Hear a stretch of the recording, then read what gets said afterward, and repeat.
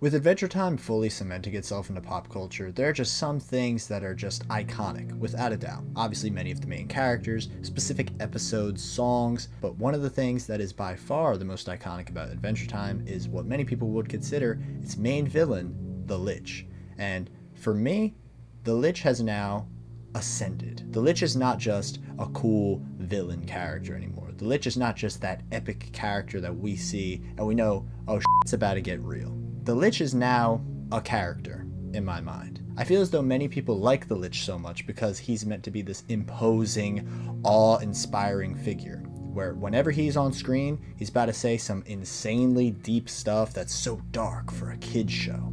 And that's just how it is a lot of the time, in my opinion. People don't view the Lich as a character, more an object or a sort of mechanism for getting this concept across.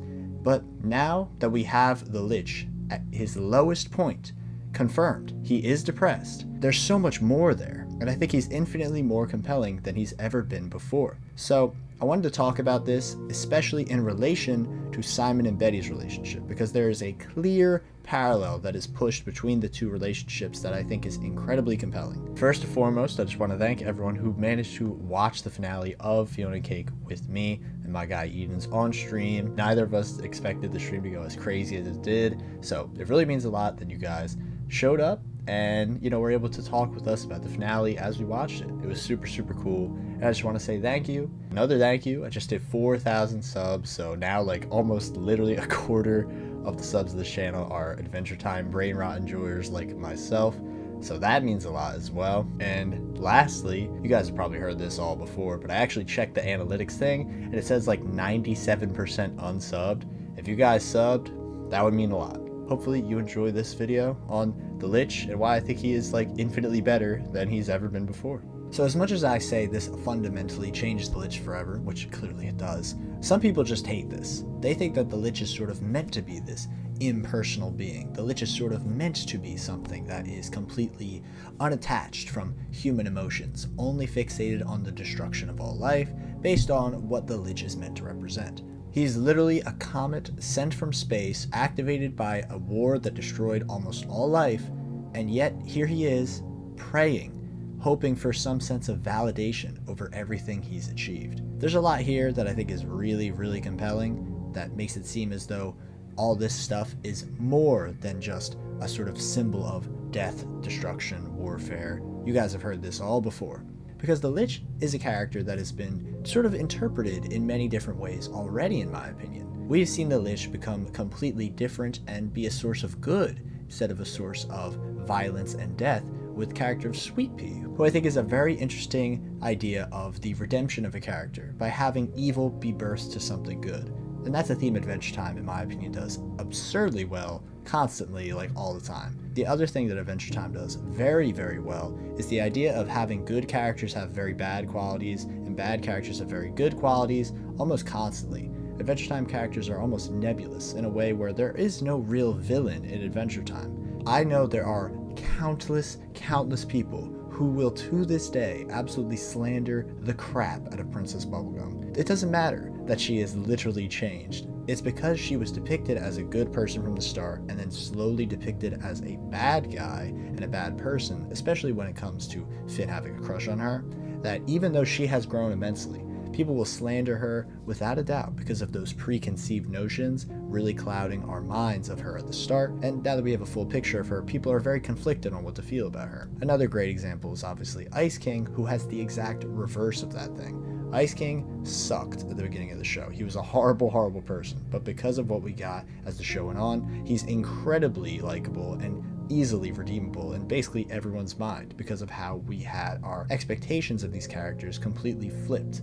And I find that obviously incredibly compelling, but it does lead a lot of people to speculate who is really a bad guy when it comes to the show. Would you say Betty is a villain in Adventure Time? Even though she is a major antagonist in a lot of the story, she has a cause that we can all at least understand and root for. Other characters like Gumball, even though he is absurdly bad in the main role, we can at least understand some reasons why he would do the things he did. And don't even get me started on the rabbit hole that is Fern as a character. Like, this dude is just a trauma bomb of, oh, I'm a good guy, but I'm actually incredibly tortured. Now I'm a bad guy, but I'm still always a good guy. You know. And of course, they're just your generic, not bad guys, but like they are bad guys. Like, they are rude, selfish, self-absorbed. Like, there are many bad guys in the Adventure Time world, but I wouldn't say there's necessarily an overall villain in Adventure Time, because there's just so many people and lives in this world. It's not all boiled down to one specific villain. It's more these moments that bring people together, that truly show the power of what Adventure Time is able to do by creating a world that's so lived in. Usually in Adventure Time, whenever there's a big threat or an antagonist, it's something that's not even from the world itself, which goes to show how, put together the entire world actually is. They're going to put aside all their differences, however big or menial or nothing, just because they're all at risk. They're all working together to ensure that they're all able to continue living on, which is also a huge theme in the series as well, obviously, with the series going over periods of thousands of years as the story has developed, with characters like Marceline, PB, Ice King, and so many more. But what makes the Lich inherently interesting is that he was something that was from another world, but now is so tied to the history of the world itself that it just makes sense for the Lich to be some sort of main villain. That's why I think it's actually even more interesting that the Lich did develop that sense of humanity in his character. He has been a part of this world, so it's only fitting that a character that is living in the world has as much depth as anyone else that's living in the world. And am I going to say that this ruins the Lich's character? Well, no, because as I said previously, I feel like this actually gave the Lich a character. So what I wanted to do in this section of the video is to truly understand the humanity behind what the Lich was saying to Golb. Obviously, he was in a very vulnerable, emotional, and desperate place. So I wanted to see all the lines that he said and to see if I could compare them to anyone in particular. Cough, cough, Simon, cough, cough, Betty. And obviously Golb and the Lich didn't have some sort of romance thing. So the Lich starts his speech by calling out to Golb, saying, "Great embodiment of chaos, hear me," putting Golb in a significantly higher status than the Lich, obviously, because the Lich idolizes and is obsessed with appeasing Golb. And this is obviously very similar to how Betty is obsessed with Simon at the start of their relationship, because she idolized him as a writer and someone she was fascinated by beforehand, and we've seen this on multiple occasions. The Lich then continues, "For ages untold, I studied your ways, devoting my existence to you. I strove to be your vassal on the physical plane." Being a vassal, a scholar of this person, is very similar, in my opinion, to what Betty wanted to be for Simon. Betty was a huge fan of Simon, then she saw the opportunity to be with him and follow in his footsteps, and that led to her and him developing a much deeper connection, which obviously the Lich and Golb did not have, because the Lich was constantly waiting for that sense of validation, while Betty consistently got it because obviously Simon fell in love with her. "To build mountains of bodies in your honor, to extinguish all life, and in my universe, this I achieved." The Lich is then silent for a second, after being a triumphant victor, and then comes to this sort of realization and admits his true feelings. "But it gave me no satisfaction. In succeeding, I lost all purpose." The Lich's main goal was to ensure that life was destroyed, and now that he's had that thing happen, and he's in an environment where he is unable to interact with anything now that his goal has finally been achieved, it only makes sense that the Lich would have to continue living on and develop some sort of internalized feelings of some sort. The Lich has lost their entire motivation, and because the world is destroyed and there's nothing to do, what else can the Lich do? Nothing. That's why when we finally see him in Jerry, he's just sitting, waiting. He's accomplished everything he wants to, but now that he has nothing else he can even accomplish, what's the point? However, the Lich can't accept that he is unsatisfied after finally achieving everything he was not only born to do, but wanted to do his entire life. And he cries out, asking for Golb to finally hear him.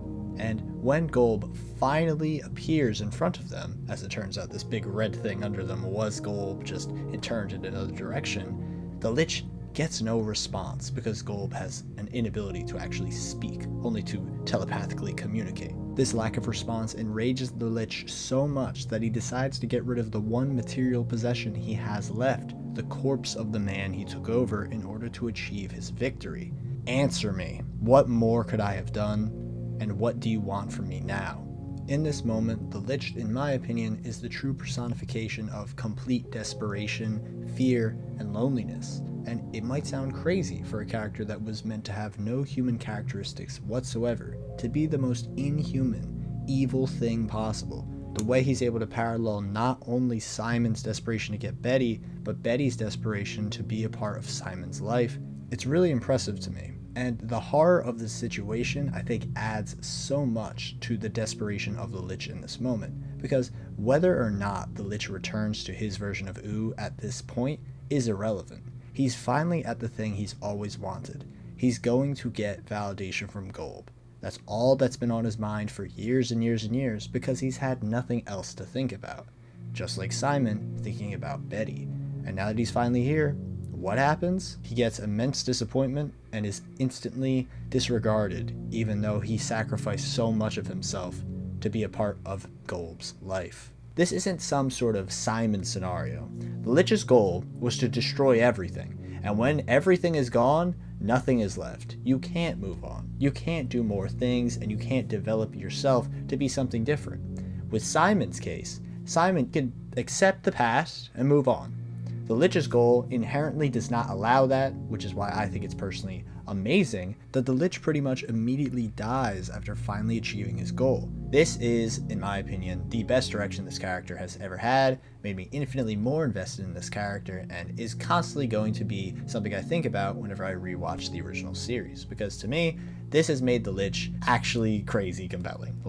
He is so cool now, because this sense of duty is going to lead to some sense of nothingness at the same time. He's striving for a goal that he knows inevitably will just make him feel nothing, which I think is honestly even crazier when we know in the time room he just feels nothing at all.